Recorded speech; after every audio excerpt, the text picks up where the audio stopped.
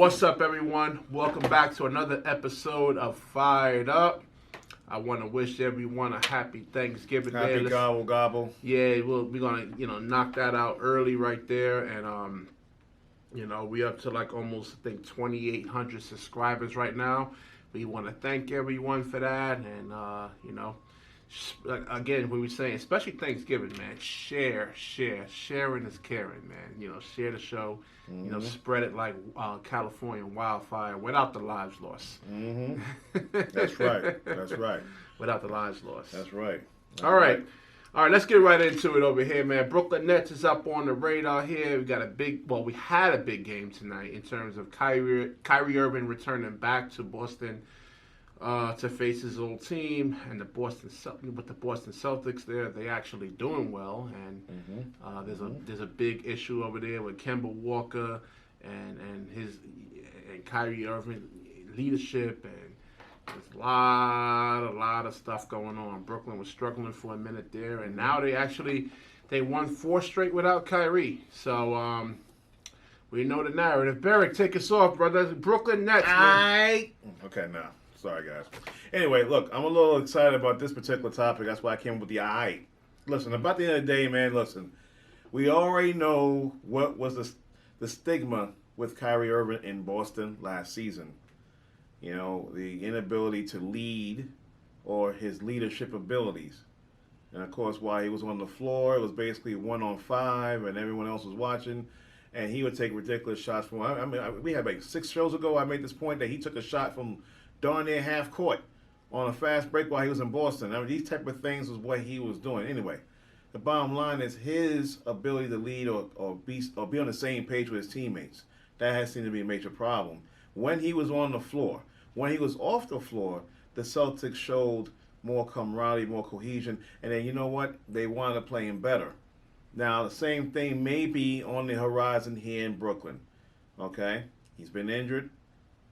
Been said he could have played the game just passed. He could have played that game and did not. Meanwhile, they're on a 4-game winning streak without him on the floor. Now, one would say, yeah, they're playing better without him. They weren't playing all that well with him. I just don't want to jump too far into it. I know it's leading that direction. The season is barely 1 quarter done. We're 16, 17 games into the new season. We still got to give it a little bit more time. Let's see what happens when he returns. If he returns and they start losing more than they winning, yeah, we're going to have something to talk about. Right now, it's starting to smell that way. They played a lot of teams they should beat. They beat the Knicks. They beat Chicago. Forgot who they played the 2 previous games on the win streak, but they beat teams that they actually should beat, and I don't want to. And Marcus Smart came out. He said, "Listen, it wasn't totally on Kyrie Irving." Danny Ainge came out. He said, "It's not totally Kyrie Irving's fault." I mean, as Stephen A. alluded to, it could have been, Gordon Hayward actually being infused into the starting lineup, coming back off of an injury right now, Jaylen Brown was looking for his money. You look at Terry Rozier. He probably had the biggest gripe of them all because he felt like, I think he was feeling himself a little bit there. And we see, what's he doing now in Charlotte right now? Nothing, right? Nothing now. Yeah, nothing. There was last year, Kyrie was hurt. I think he was injured for a couple of games. The Brooklyn and Boston game, one of the games, I think it was in the spring. And it was in February, early March. And it was D'Angelo Russell versus Terry Rozier. Now this is a chance for you to actually step up and prove that you are in a sense better than Kyrie and he only had 2 points while D'Angelo Russell gave him 30-something points. So well, D'Angelo Russell can play better off the ball. He's more team oriented, so it's going to always be these Russell comparisons. And no, I'm just saying, like, I think it was really, he's looking to get paid. There's a lot, even including Kyrie. It was a contract year too. He's looking to get paid. He's looking to show that he's actually a max player. But as far as Brooklyn, Spencer Dinwiddie lost them a lot of games this year that they actually should have won. Sure, I'm not going to put that on Kyrie Irving. He won the Cleveland game. He won the Cleveland game. Yeah, he did. But I mean, that Utah trip, the Utah game, and the Denver game, that was on Spencer Dinwiddie right there. Yeah, the last 4 games that they won, they beat Cleveland by 2, they beat the Knicks by 2, they beat the Kings 116-97, and they beat the Hornets. That's their last 4 games. Those are winnable games. Yeah, I'm sorry. Yeah, they're all winnable. Yeah, all winnable games though. Mm-hmm. Yeah. So, but actually Sacramento's starting to play better of late now. Yeah, but they beat them. They beat them badly. Luke Walton's slowing the pace down now, and it's actually starting to work right now. Yeah. So, yeah. I mean, but they lost the 2 games beforehand. Now your boy, he's a diehard Brooklyn Nets fan. What was his question? Now he was upset. Well, I mean, the bottom line is that you're upset about the fact. Well, my friend is upset about the fact that this team was not playing entirely well with Kyrie Irving on the floor, and he was noticing it. Now that they're winning, he's his tune has changed a little bit. But like I told him, like I'll say now here on the show, this is not a good indictment against him. Okay, this is unfair against Kyrie Irving right now. This is a new team, a new situation. It's unfair to draw these comparisons to him. A lot of people are going to be like, oh, no, look at it, man. Every time where he goes. Well, see, in Cleveland, it was shallow because you had LeBron James and a good supporting cast. So it was kind of hard to see what was going on in Cleveland. When you got to Boston, it was new. No one saw it coming. Now in Brooklyn, they might be a sprinkle of what you thought happened in Boston happening in Brooklyn. Yeah. But everybody in Brooklyn Nation is like, hey, listen, we got a good team. And yeah, quote unquote, we got KD coming next year. Now, I always say, listen, look at what this team is right now. And then look at what this team's going to be when KD. My friend right now is at a point where this team is doing decently right now, but they should be doing better. And then you bring KD into the equation. Listen, you have their 3 best players are down with injury. They're 3 high percentage, one-on-one players that can actually, put the ball on the floor and actually create for others. So you got LeVert, he's injured. So now you're asking Garrett Temple to actually fill that void that what Karis LeVert would do. I don't think that's not happening. It's not happening right now. That was one of the things too, right there. Same thing with Taurean Prince. Good player, but he ain't ready. His strength, what got him into the NBA is his catch and shoot, 3-pointers. And somebody got to feed him the ball. Yeah, exactly. And for you to ask him to actually try to go out there and be a Karis LeVert, be a Kevin Durant, or be a Kyrie Irving, is just not in his game. And same thing with Joe Harris. Joe Harris is getting better at that. So they're basically going to have to move the ball left, right, side to side, east, west, north, south basketball, and it's been. That's the only way to win this league, man. I'll tell you something. I always tell people there's 2 ways to win in football. You need talent and great coaching. Guess what? I think that's the way to win in basketball. You need talent and good coaching. So the Nets do have a good coach. They got a good sound system. Now, you think Kyrie respects Kenny Atkinson as a coach, though? Do I think so? Kenny Atkinson is not like some type of Luke Walton here. I mean, Kenny Atkinson is a proven coach. Let's put it this way. Last year, the ball was moving around in Brooklyn. The ball was moving. That was the way he wanted to see his offense flow. This year, especially the first 5-6 games of the season, it was Kyrie dribbling, holding the ball for 15 seconds, and then taking shots. And he was hitting some of them. Listen, he was doing his thing, getting to the basket, But this was what you asked for when you brought him here. And let me put this out here, and I've talked to this man many times off camera on our private phone conversations. I've always said, Kyrie is here to lure KD. Yeah. Kyrie is here to lure KD, and that worked. You signed Kyrie first, and then KD came after him. Anybody had to see that. I'm not ready to tell you Nets Daily fans that I told you so. I'm not there yet. Let's see what happens when. What'd you tell them? I remember a couple of shows ago I was saying I was done with the Brooklyn Nets if they let D'Angelo Russell go and took on Kyrie, and for these very reasons. D'Angelo is just a much more willing passer. He releases the ball. He doesn't hold on to it like Kyrie Irving does. Kyrie Irving's a local. He's a local New Jersey, New York guy, and he plays that way. Well, because Mark Jackson played that way. You know, I mean, there's a whole host of players that came from over here that played certain ways. I'm just saying that this is his game. It got him to play at Duke University with Coach K, one of the more renowned coaches in basketball itself. It got him to Cleveland. It got him a chip. It got him to Boston. It got him to Brooklyn. But he is who he is, and apparently he's not changing.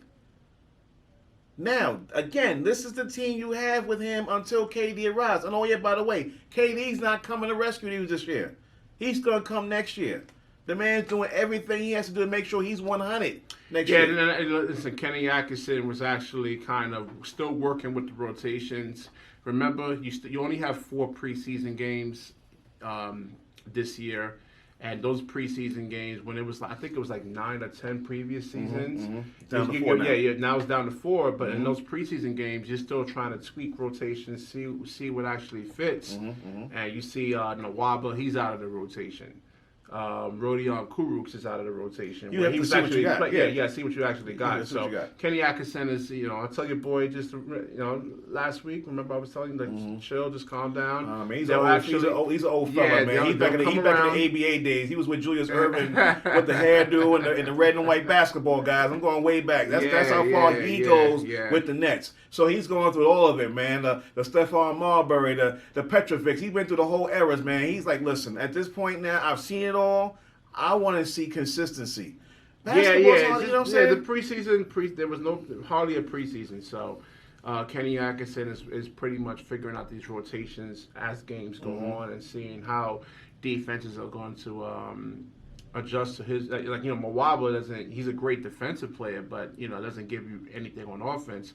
Now, them signing Shumpert is actually a really great deal because you think so, huh? Yeah, I wonder if he has championship experience there.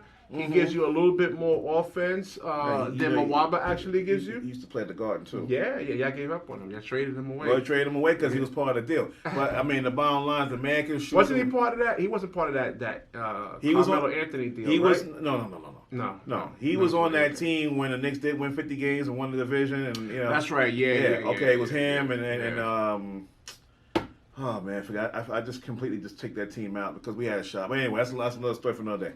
Bottom line, Shumpert could help. I just don't expect much from him. Not right now. I mean, he has to get his legs. Right. He has to get his legs right now. But still, he's a better, he's a better offensive option than Mr. Nwaba. So. Rodion Kurucs, I don't know what happened to him. But you're finding out who you have now that the dust is cleared. And you don't have the major super. Listen, your best 2 players, allegedly, none of them are playing right now. I mean, one is on the men, and the other one is so-called nursing a shoulder. So, Now, Kendrick Perkins, I forgot to send you the article, but Kendrick Perkins did rip Kyrie Irving about not playing for that this game tonight. Management. Yeah. So what's your take on that? My take on that is, listen. Should he play tonight? Today's ball play. Or do you hold it against him for actually not playing? I mean, listen, if the man say he hurt, we got to take him by his word.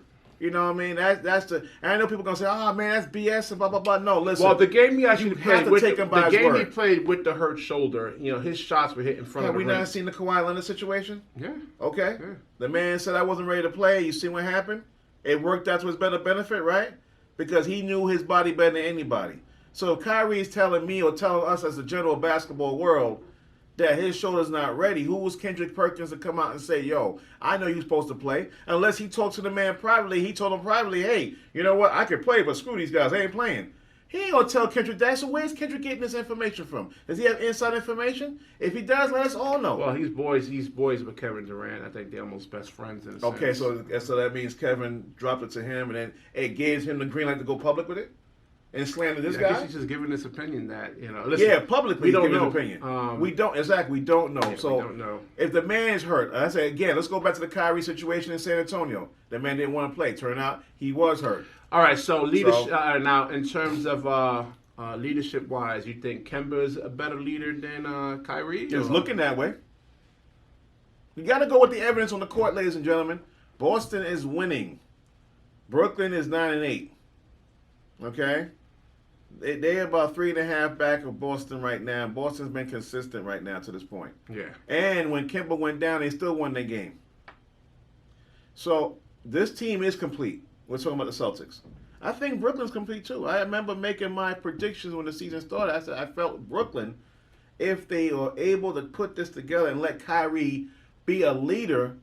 Now, we ain't talking about just taking all these damn shots. I'm talking about dishing the rock. And I made sure I was clear about that. As long as everyone's involved, this Brooklyn team is just as good or even better.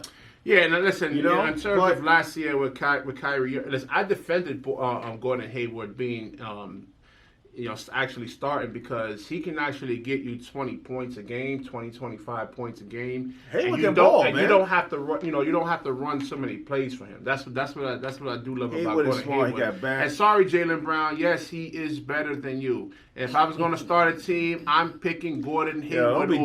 Don't be disrespecting Jaylen Brown, man. You know. That boy can get up. Listen, that boy can get to the basket. I mean, listen. He can't shoot. His jump shot is still. Yeah, but if you can D him one-on-one, would you pay him 5 years, $141 million? No, I would not, man. I think that's a ridiculous question to be asking me, man. Well, I'll pay a man like that. Listen, this man can come in a bargain. He can help your team win, but he wants big-time money, and he hasn't been putting up big-time numbers. Okay, it's what you've done for me lately. Well, you're looking for consistency. That's the main thing. I'm paying you 5 years, $140 million. No, man, consistency. I need to know that you can actually at least every, let's say out of 5 games. 3 out of those 5 games, I'm gonna need some type of production. 23 points a game. Yeah, they're gonna have 8 assists, 5 boards on average. That's what I want. You want that kind of? I want to see something like that on a regular. All right, so let's move on, man. This ain't a damn farewell tour, and conversations with put that closer, baby. Carmelo Anthony right here. This ain't a damn farewell tour. So look, do you think Carmelo Anthony's a good fit? We're going to find out. We're going to find out. Will he last? And Carmelo, and I took the same thing about Kyrie. I'm going to say the things about Carmelo. Carmelo's game is not going to change.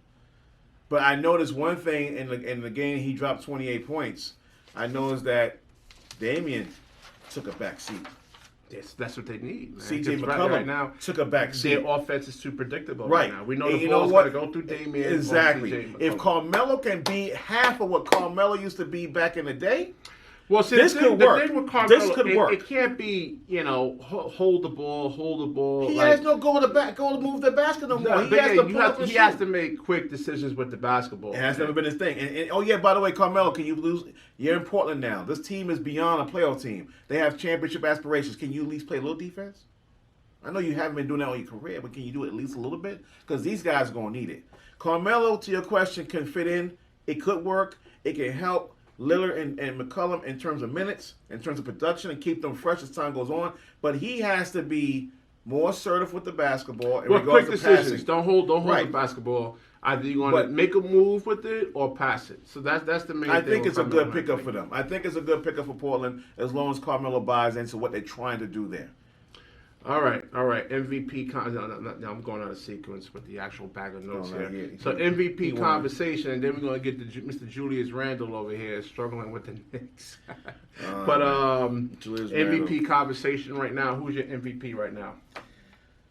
Well, I'm glad you asked that, homeboy. Oh man, that boy in Dallas. That boy in Dallas, and we know who this guy is, Luka Doncic. That boy is balling out. I mean, the last 5 games averaging 32.6 points a game. This man is balling out. Now, please don't shoot the proverbial NBA dart at me. We know Harden is doing his thing in Houston.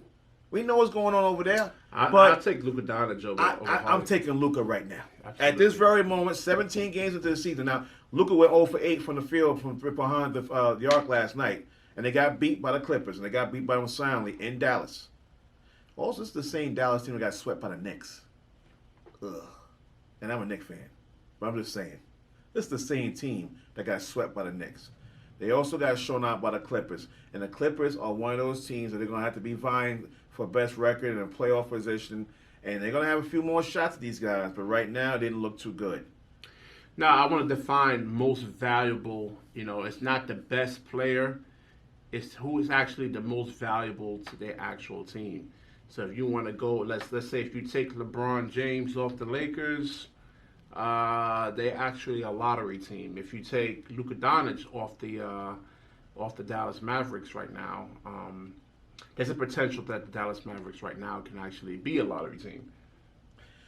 So same thing with Giannis. So you take Giannis off of his team. So most valuable is not the best player, but who's actually more valuable to their team. That's the true definition of and more valuable to the league, because right now, no, not to their team. The most valuable player.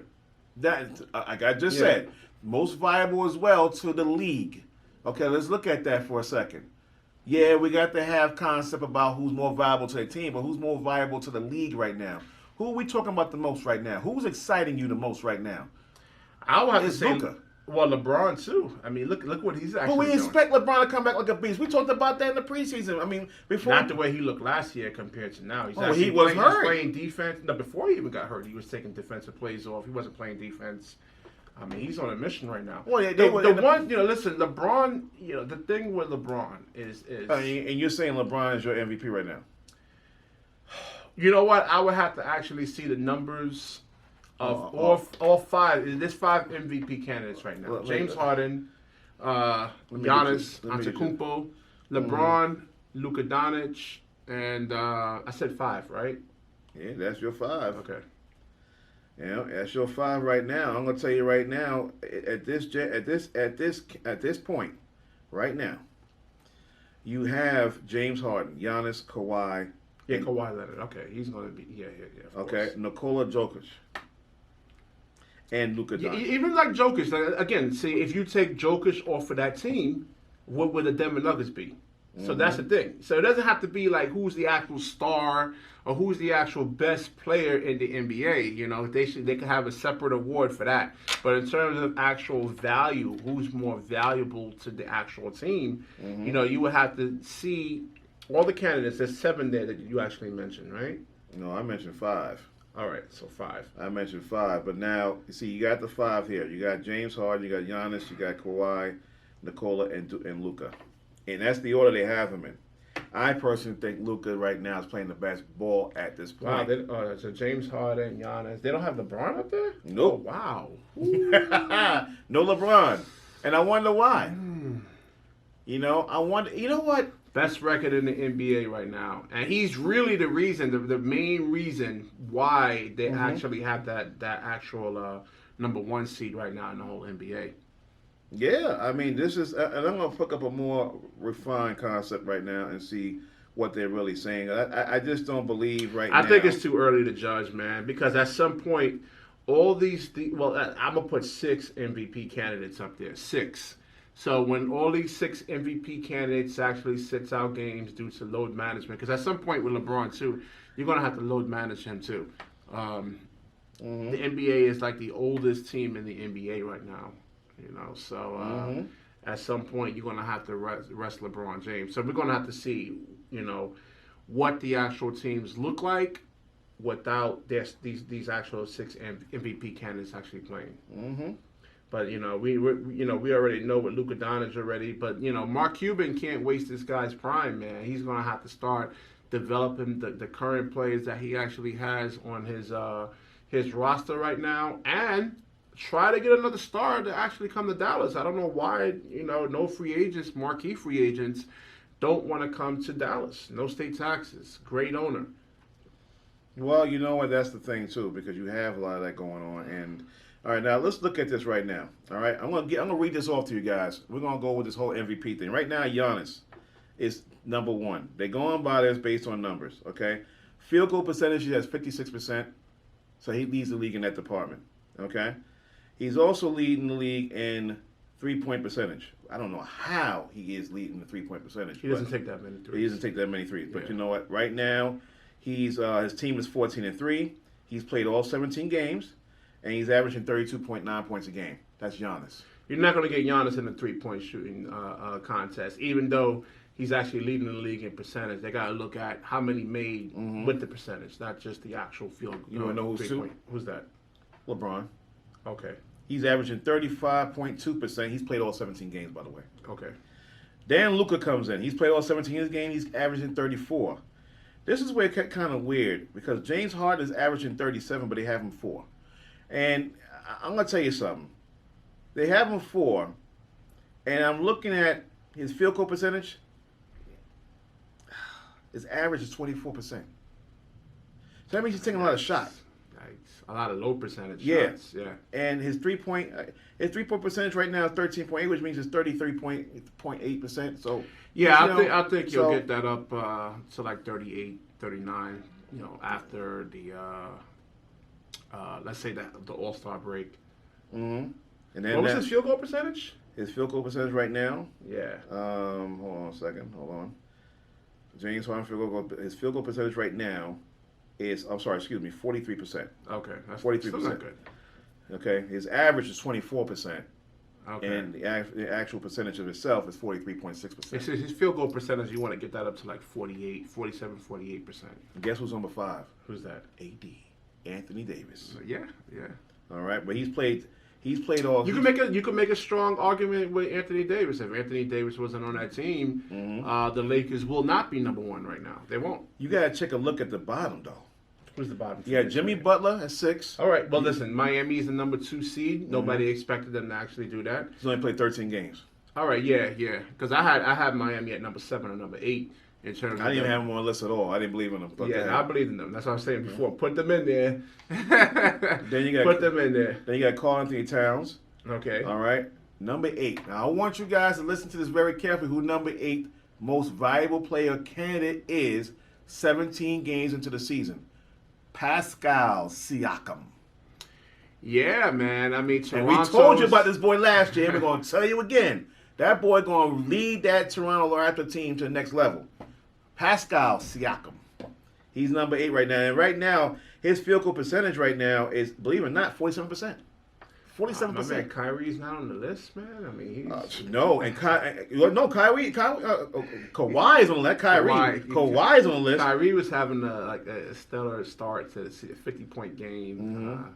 And then, of course, Nikola is the number 10th person right now. And you look at most of these players that's on this list.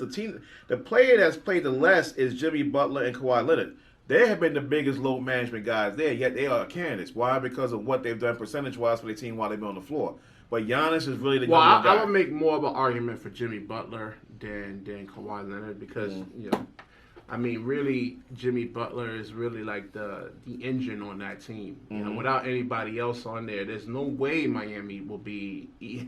I think they're number 2 right now, 2 or 3. If you're gonna roll with that concept and who's most viable, you would say Jimmy Butler is, but he's not gonna get the award. Yeah, I mean that, but you want to really truly define it. And Jimmy Butler, I guess, would be my MVP right now because not the best player in the NBA. Most valuable player to their team. It could be anybody. Look, Steph is out on Golden State. So Steph is not playing right now. The Golden State Warriors are a lottery team, so you can throw him in there for MVP conversations. They might not be a lottery team forever because when Steph does come back, they will definitely be a little bit better. Well, it's the West, man. It's competitive. Yeah. All right, so Julius Randle, man, he's struggling with the Knicks compared to the Pelicans last year. What's going on in Knickland, man? Oh man, we gotta bring down the Knicks. Well, the bottom line with this man, Julius Randle, is that he is definitely taking charge on offense. In regards to taking more shots. And, right now there's an argument right now about they just might let Kevin Knox go. I don't know why you want to trade Kevin Knox at this point. The reason why I mention that is because at this juncture, you have RJ Barrett. A guard, man. You have Julius Randle as your point forward. And I was on top of that. I was on top on that one right next because this team has built more forwards and centers. So you think this is a Fizdale issue, or is it? No, it's not a Fizdale issue. It's not a Fizdale issue because anybody out there saying, fire Fizdale, I think he's a good coach.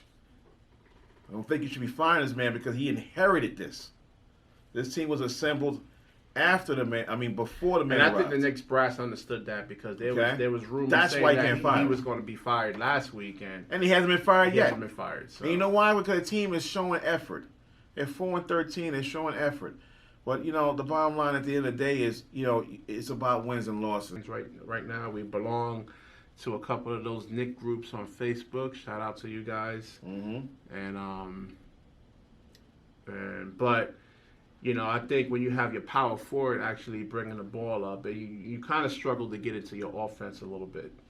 I mean, that's the thing. But you have point forwards. You got LeBron doing it. I mean, I don't think that's entirely the biggest problem right now. I think you have problems in regards to just movement of the ball. I think Ntilikina was starting to come to his own, and we're taking too many 3-point shots. We're taking way too many 3-point shots. It's a 3-point lead. Hey, but you know what? If you don't have a point guard, I mean, you're not even waiting to see if anybody gets underneath the basket to rebound the basketball. The ball's just going up. And that's been my problem. Well, no, you want to get back on defense, man. That's the whole thing. Yeah, but you know what? If you're going to take these type of shots, understand that, as soon as the shot goes up, run back. I don't see any guys doing that. I see guys looking at the ball. Now, you have Robinson on there. I mean, he hasn't come back yet, but Robinson's still raw. He has to learn. That's just the way we're going right now. But you have Marcus Morris, you have Julius Randle, you got Bobby Portis. I like Bobby Portis. I think Bobby Portis has been helping them out pretty much. Kevin Knox has been injured, and then you got R.J. Barrett, who's supposed to be the future of the Knicks. Isn't he hurt because he didn't play against the Knicks? Yeah, he was hurt too as well. Yeah. And you got Taj Gibson, Frank Ntilikina, Mitchell Robinson, Wayne Ellington. You got Dennis Smith Jr. What's happening with him? Alonzo Thier. Well, but Dennis Smith Jr., he's still figuring out what position he can actually be in this league. Is he a 2-guard? Can he shoot enough to be a 2-guard, or can he has the mentality of a point guard? So that's the thing. And that's the thing right now. So R.J. Barrett right now, he's out for illnesses. Okay, Reggie Bullock is out for a cervical disc herniation, and Kevin Knox is out day to day, got a quad issue. Same thing with Ntilikina. And then, of course, Peyton is out due to a hamstring. So we're missing 5 key players right now. All right, so so this is not a Fizdale issue in your opinion here. This is not. No, and listen, if you're not inheriting this situation now, we talked about on the phone yesterday about the fact that he should be fired. Okay, has he shown the ability to advance these players as individuals on the floor? It's hard to see that right now, but you have to give him time if he is going to be the guy. Well, listen, if you're the Knicks, to develop these players. If you're the Knicks management, and you as a Knicks fan, and all you Knicks fans out there. Do you actually want to be a borderline playoff team, or just be a horrible everybody in the NBA, lottery team and actually get a high pick for next year? No, we can't be. Listen, first of all, we can't keep relying on this damn lottery. All right. I always say the NBA should adopt what the NFL is doing. The worst team should get the first pick, but they're not going to do that. You want a couple of balls rolling around there to see who gets the first pick. It's unfair. The Knicks clearly had the worst record last year. They should have got the first pick. Okay? But neither here nor there. Bottom line is, no, the Knicks do not, and the fan base certainly don't want to be lottery. They want to be barely relevant. They want to be a successful bunch. They're getting tired of watching other teams have success. They want some of it too. But you got I think this should just be lottery bound. I mean, at this point, no, I don't think so. I think you can actually. But who you holding out for? Okay, maybe you get lucky and get a Kevin Durant and get a Kevin Durant type player in the draft, like back to back to back. How you got Russell Westbrook, you got James Harden, and then you had Kevin Durant. We have players in the college rank right now that there's a few players, and I'll do my homework on them and find out where they are in terms of 1 to 10 seeding in regards to being drafted. But right now, at this very second, you don't really have a player out there now that you can say, hey, we can definitely hold out. But with the Giants, they're not doing well, right? But they got this player coming out of Ohio State, defensive player coming out that they can try to draft. There's always somebody to look forward to. We don't see that right now in the college ranks at this very second, but that can change as the season goes on. But you just don't want to rely on the lottery. You see how that worked out for you early this year, okay? You got the third pick. We got R.J. Barrett, who I think is going to be a great player.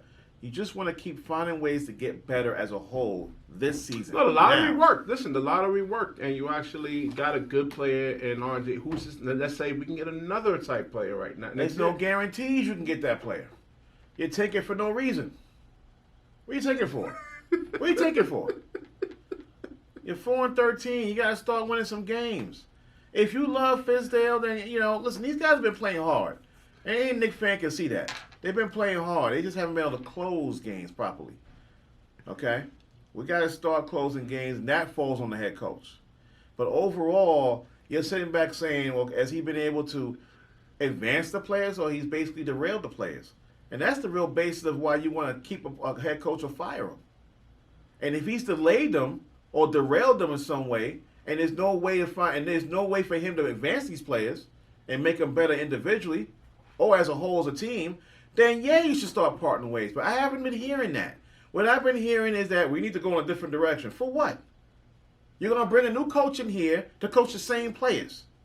I've already cited to you 5 players now you on the floor That's right what now. I was arguing with you a couple of weeks ago. That even if you bring Mark Jackson in here, one, the culture with the Knicks. Oh, if things start going bad, let's fire them.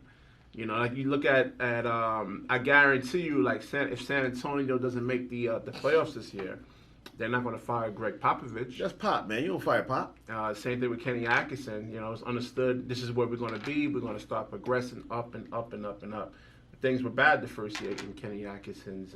You're not firing Carlisle from Detroit. I'm from Dallas. You're not firing Pop from Exactly. San Antonio. There's certain coaches that have been mainstays. You're not going to fire these guys. No, but David Fizdale is a well-respected coach around the NBA. Who's been asked to come in here and straighten this team out. Yeah. When he got hired, all we felt like, this team's going to be more organized. They're going to do this. They're going to do And that. listen, he's been. I alluded to this on the phone with you, man. So listen, David Fizdale's been very positive. I've been listening to a lot of the post game commentary from him, and he's been very positive. And the positive ain't gonna win you games. That's just the way it showed for the front of the camera. I know if I go behind that wall, behind his green screen, I'm gonna be flipping the lid. That's why you can't win no games. And it's frustrating, man. You wouldn't be human if you weren't frustrated. We frustrated as fans. Come on, we gotta start getting some wins together. Let me tell you something. Don't get me started. The 2 games that we beat the Mavericks, now we all know it was Porzingis, it was the Knicks versus Porzingis, and the Knicks showed up. Did you see the way the Knicks played those 2 games against Dallas? Twice in 1 week. Once in Dallas, a week later here at the Garden. That team played like a team that can make the playoffs. Porzingis doesn't look good this year. It doesn't matter. You got to give him another year. Yeah, I understand that. Well, ACL. I told you a long time ago it's going to take a while to come back on that. It's going to take a while for that, yeah. But the way they played those 2 Maverick games, any Knicks fan could sit there and say, damn, this team is good. So you'd rather them be a borderline playoff team and get another 13 or 14 pick, which is not going to help them, or you just tank, become a lottery team and get a 1, 2, or 3. I'm tired of this tanking crap. I agree, but realistically, you're not going to make the playoffs this year. And let's say if they do have a surge in a sense of winning, do you want them to be? No, man. I get a 10th to 12th or 13th pick. I'd rather get which that 13th historically, pick. it's not going to really help you out. I think that's not going to help us. Historically, like the first 3 to 4 picks. There's no guarantees coming out of college, bro. Listen, we already picked. Listen. We kind of predicted the Zion Williamson thing, didn't we? We said this guy's gonna come in there. He's heavy foot. He's heavy. He's heavy. Yeah, we did. And he plays hard on his legs, right? What happened? He's out 6 to 8 weeks. This was supposed to be the Knicks' first round pick. Okay. Now Zion's gonna come back. I'm sure he's gonna do something good, but I'm just thinking Zion's gonna have this problem if he don't lose weight. Yeah, absolutely. Okay. But my point to that is, to your point, you said getting the lottery can help you out. Okay, well, we could have got Zion, but then Zion would have been out for 2 months. So we still would have had no idea. That's what I'm saying. You got a good pick in the, and, you said tanking doesn't work. Well, you have R.J. Barrett, who actually looks much more NBA ready in terms of skill, mentally than Zion right now. But you got a good pick. Don't say it doesn't work. It does work.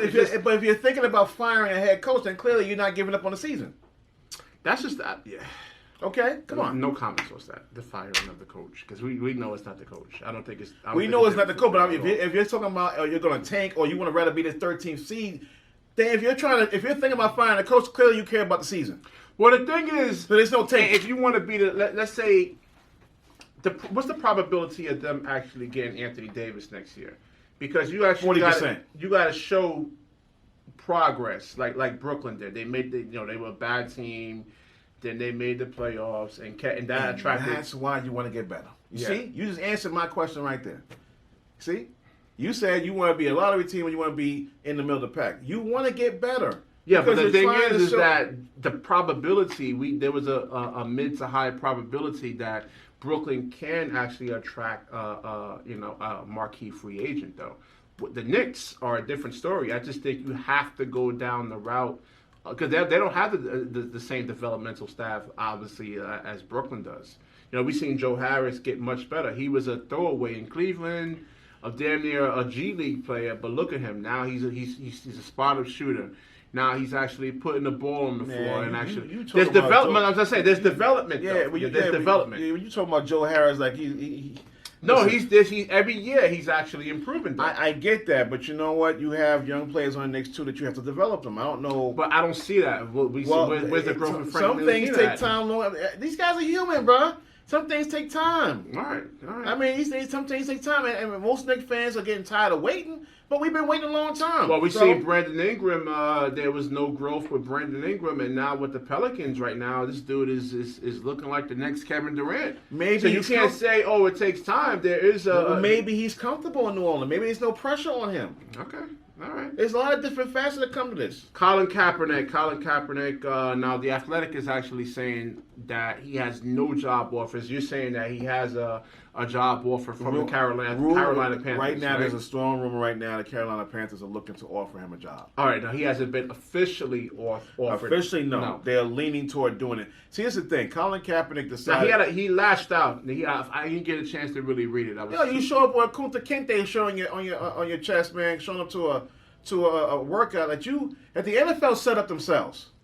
Okay? The NFL set this thing up themselves. Why? Because no individual team wants to be tagged and say, oh, well, the Denver Broncos, I'm going to use any team randomly. The Denver Broncos wants to bring Colin KAEPERNIck to it has been a media circus around Denver. Nobody wants that. But if you bring a whole group of guys there on a Saturday, no one really works out like that on a Saturday. Usually it's on a Tuesday. Okay? And this whole thing looks like the NFL was trying to show up and show out to protect their image and say, well, look, we're going to give Colin KAEPERNIck a chance. But then you turn around and move it 51 miles away to a suburb in Atlanta. And you don't tell anybody till the last minute. And you're going to hold your own workout. Now, by the way, it's not a full workout, ladies and gentlemen. Why? Because all he did was throw some posts, some deep balls, some out patterns, some slants. He did some run on him. He ran left to right, making some of these throws. Those are normal quarterback concepts. What he was missing was the receivers being covered downfield and people applying pressure. So they'll give about 2-3 guys down there, the down lineman, to pressure him in a normal game-like situation. He was not worked out that way. He did his own workout, but it wasn't a full NFL workout. So I'm saying this to say, I said that to say this. I think Colin KAEPERNIck is supposed to do another one, or he should be offered another one, but this time to do it the real old-fashioned way. And if he doesn't get an announcement right now, even if he does get on a team, he's not playing now. The man hasn't been hit in 3 years. 3 years. Let's be honest here. Well, he is a mobile quarterback. I think that's where he's fit. He's been working out. Yeah, he's a mobile quarterback. So isn't that where the league is generally going? His league is leading that way, but what happens when he takes his first shot? You're going to be, oh my God, I haven't felt this in 3 years. He might not get back up. So the bottom line is, even if he got on a team now, you're not going to see him play much, unless it's a desperate situation. And if it is, I'm not saying he can't grasp the playbook right away, but he needs time to get himself reacclimated physically to the game of football, with the pass, with the helmet, everything that's going on. And right now, it's highly rumored right now that the Carolina Panthers are looking to offer him a position. Cam Newton, who was also a running quarterback, he is so banged up now, it looks like Carolina might not even bring him back next year. Don't quote me on this, but they're looking towards Kyle Allen, the backup quarterback, and now he's up and down. Remember, he's a rookie. And so they're looking for a quarterback to kind of cinch things up in case Kyle Allen's not the guy. And we know we're letting Cam go. That's why Carolina right now look like the perfect fit, because of their potential quarterback situation. But based on what I discussed, Colin, I understand you're trying to show out and say, look, it's about me. I sat down and took a knee for racial equality. But you use the NFL platform to do it. Yeah, I went there. Let's not forget why he did it. Okay? Then you sued the NFL because they were blackballing you. You won the case. And now you're asking that very same organization to now employ you. Yeah, that's not going to work. So Miles Garrett suspended indefinitely. Your take with the football helmet to the head there. Dangerous, bro. Don't do it. It's not called for in the NFL, baby. It's not called for. So Albert Haynesworth actually warranted over here, full indefinitely, or well, you know what? It hasn't happened before. There's platforms and how you go about the suspensions.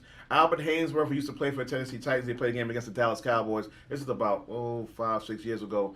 He has stepped on an opposing Cowboy player's head with his cleat. He only got 6 games. He got 6-game suspension for that. Now, it happened early in the season, but he got a 6-game suspension. Kareem Hunt punches a woman in a hotel. 8 games later, he's playing for the Cleveland Browns. That was an outside domestic issue.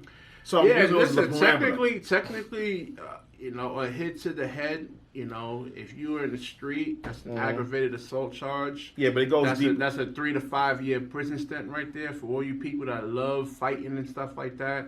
And thinks, well, that's a 3 to 5 prison stint, or like if you want to get further, attempted murder, because we've seen so many people get hit in the head during street fights and fall on the back of their head, and they died. So this is actually like Berick, you just said, it's a serious thing, man. It's a serious thing, but it goes deeper because now Miles Garrett had accused Rudolph, the quarterback of the Pittsburgh Steelers, of basically saying something to him in a racial term, a racial slur.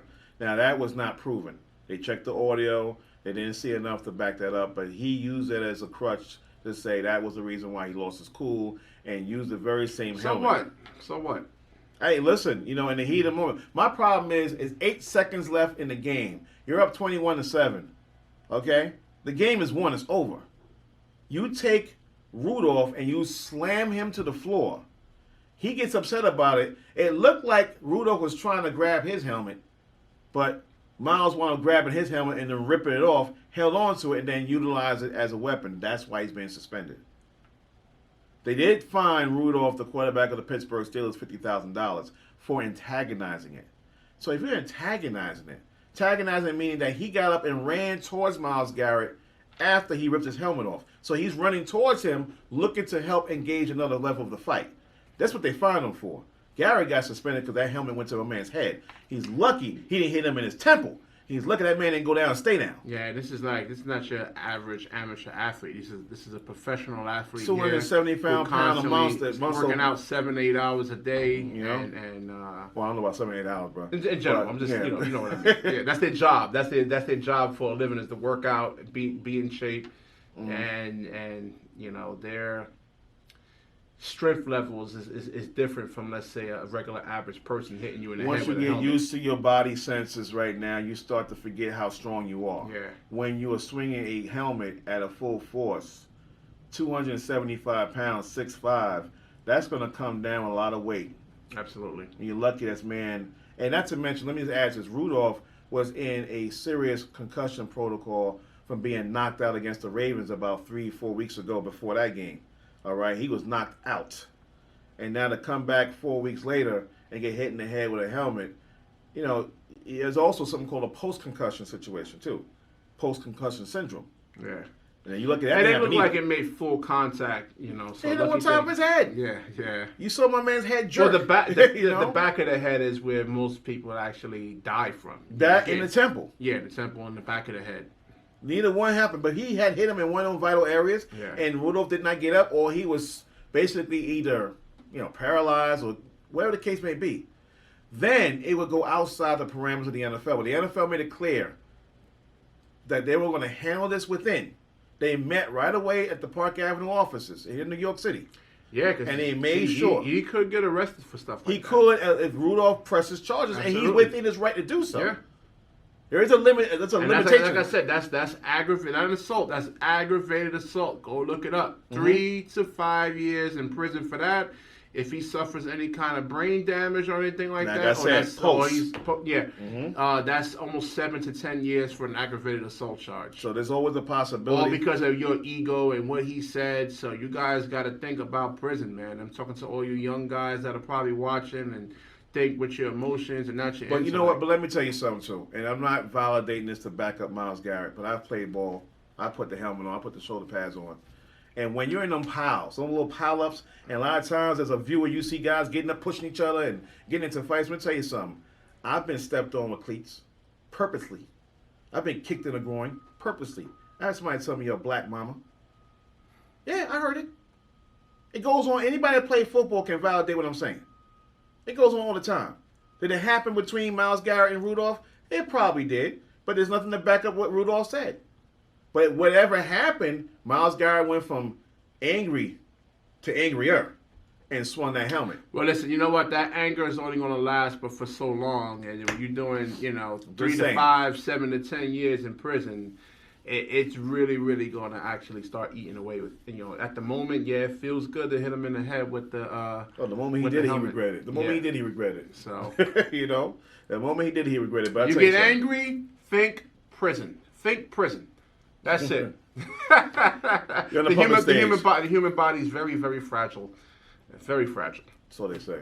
It is, man. I was actually, there was like about a couple of years ago, there was this SEPTA bus, one of the transit buses down there in Philly, in Philadelphia, and I don't know what happened to the bus driver, but he passed out behind the wheel, and there was a guy standing right in front of his house, and the bus hit him, knocked him through the wall. Severed his arms and his legs. I'm like, oh man! I said, what? I said, I just thought you just go through the wall, but I didn't know that the legs and the arms get severed. So yeah, the human body is very, very fragile. Now if that was a grizzly bear that happened to, I think the legs stay intact. Right? I mean, what we're 90% liquid, right? Absolutely, yeah. Right, so yeah. But again, no bus is running over Miles Garrett right now. But hey, just saying how delicate the human body is. It's very fragile. All right, we're gonna wrap this up over here. Again, everybody have a happy Thanksgiving. Happy gobble gobble. Don't eat too much, but you probably will anyway. Yeah, like, comment, subscribe, share, make comments. Sharing is caring. Hit the comment section over here. All right. Yes. So thank you very much once again, guys, for watching. Peace out, boys, girls.